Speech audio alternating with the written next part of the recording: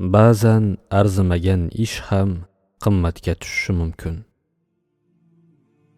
Hasan ibn Abu Sinan rahimahulloh 60 yil davomida yotgan holatda uxlamagan ekanlar.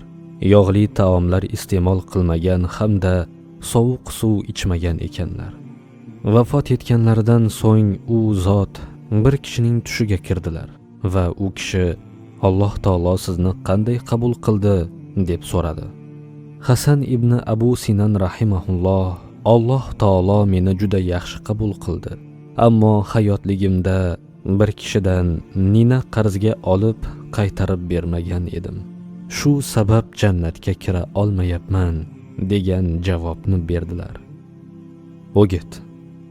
Egasiga arzimagan bir ninani qaytarmagan kishining ahvoli shu bo'lsa, qasddan birovning haqqini poymol qiladigan, olgan qarzini qaytarmaydigan, savdoda tarozudan urib qoladigan yoki birovning mulkiga ziyon yetkazadigan kishilarning ahvoli nima bo'lar ekan?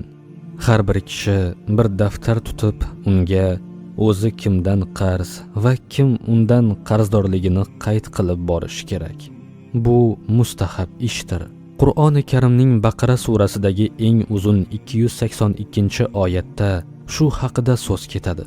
Shuningdek, bu daftarga omonatga yoki saqlash uchun olingan narsalar ham yozib borilishi kerak.